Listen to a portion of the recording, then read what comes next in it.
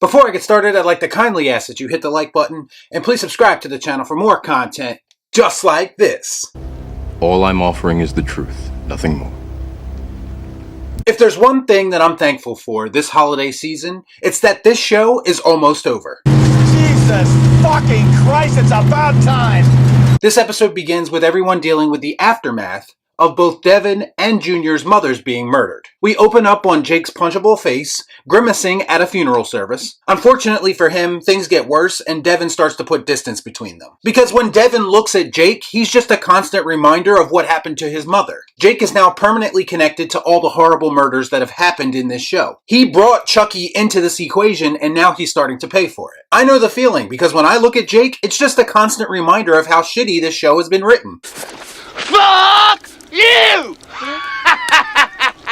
Tiffany kicks off the manipulation process of Junior by kissing his dad at his mom's funeral and making it seem as if his dad had some extracurriculars going on the side. Junior is also pissed at Jake because at this point he's basically a walking death trap. You know, I think I'm starting to like Junior a little bit more. My man.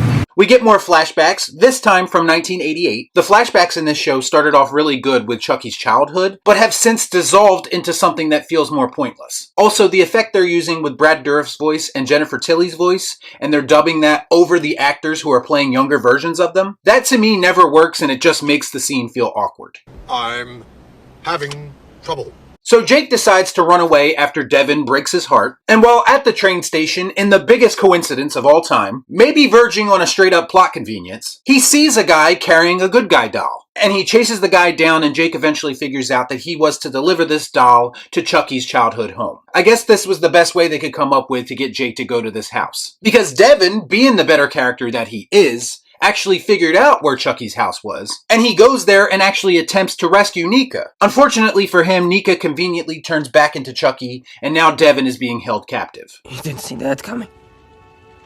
A good sign of poor writing is convenient plot points, and I feel like this episode had a lot of those. The biggest revelation to come out of this episode was that Chucky's efforts to finally get one of these kids to pull the trigger and kill finally paid off, because he eventually manipulates a very emotionally distraught Junior into killing his father. In fact, Junior beats his father to death with the Chucky doll. But once again, his dad is such a prick that it's hard for me to give a shit. I don't care! Chucky is also pushing Junior to kill Jake, because Chucky knows that Junior already has ill feelings toward Jake. This kind of contradicts what I'd been told since I started reviewing this show, because I was under the impression that Chucky was a LGBTQ icon. Anywho. We're gonna know. Andy showing up just moments after Junior kills his father is probably the most interesting thing that happened in this show, and it was basically the last scene we see. To me, this episode was yet another example of how convoluted and messy this story has become. Because they're trying to wrap up movie timelines, while simultaneously trying to wrap up the story that they started in this show. And it's gotten to the point where I just don't care about either. This show is just trying to do too much at this point, and I guess it's still going to be appealing for people who have lower standards, but I didn't find this episode remotely engaging or interesting, so that's why I'm going to give it the Angry Rocky.